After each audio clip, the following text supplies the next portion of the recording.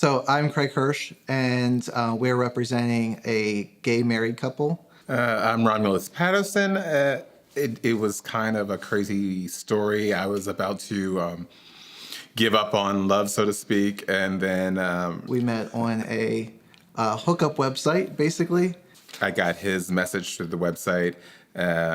Basically, after that, I knew kind of that I wanted to talk to this person a little bit more, get to know him. We chatted online for several hours, and I think we both sensed at the time that there was something going on.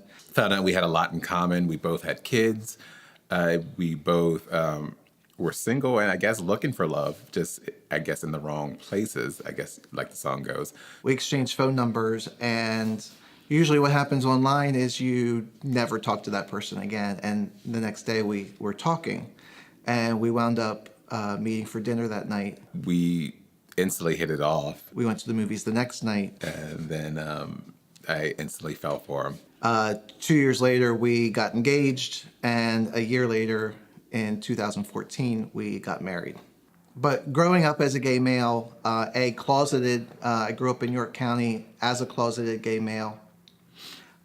Getting married is the last thing on your radar, especially when you're growing up in the 80s.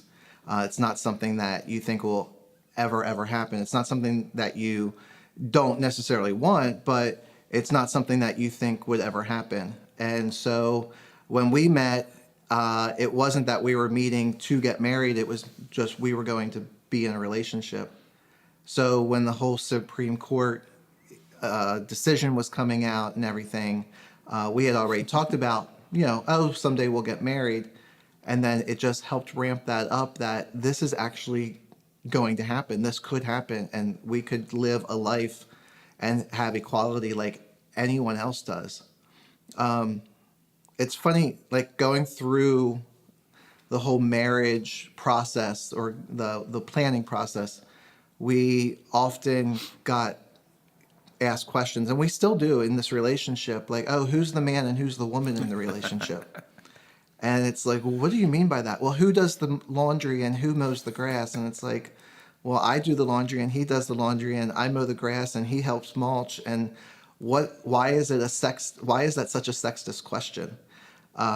So it's not abnormal for them to ask that question, but it's like, why are you asking that question?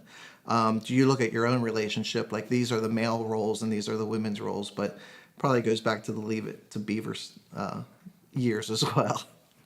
Right. My experience coming up was kind of different. I'm from a single mom. So it was Black family. There were no out gay people in my family that I knew about. So when I first came out to my mother, she thought I was dating. I told her I had something to tell her, and she thought, oh my God, you're dating a prostitute. I was like, no, it's actually, if that's the worst case scenario, I have better news for you.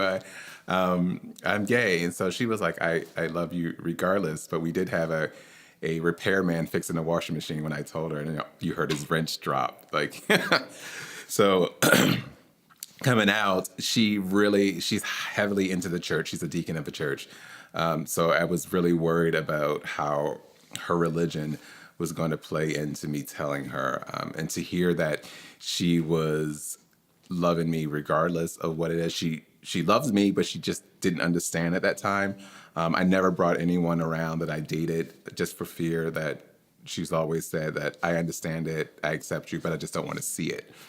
Until she met Kraig, and then all of a sudden they're best friends. They're going out to dinner, and they're having conversations without me. And now when we have a little argument, she goes, "Don't yell at my son." And I was like, "Thank you." She goes, "No, I'm talking about my other son." So I'm like, "I'm your only child." No, I have two sons now. So to see her come around, and she's told me that she's had questions in her church about how you dealing with your son being gay and everything like that. And she's like, if it comes down to the church or my son, I'll have to leave the church. And for her to say that, especially knowing when we first started this journey that she was just like, no, I don't understand it.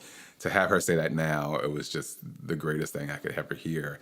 It was great to feel like my aunts and uncles, everyone I'm close to, just automatically was like, oh no, Kraig this and Kraig that. And when it offered him to come to dinner and everything like that, and I was blown away because I never thought in a million years that I would be at a level where this would just be acceptable and we would have holidays together and I can share with people at work that be like, oh yeah, my husband did this, my husband did that. And we have a group of people like, oh, your husband's like that? Oh, my husband's like that. So I never thought that I would get to a point where it would just be an everyday thing to just say, oh yeah, my husband. Because it was always like, oh, I'm dating someone, or you would play the pronoun game, like, oh, they're not here, or they can't come to dinner, or instead of it's like, oh, he can't come to the dinner. But now I can just say, oh, my husband can't come, or my husband is doing this, and it's just, I don't have to hide it. It just feels like a weight has been lifted.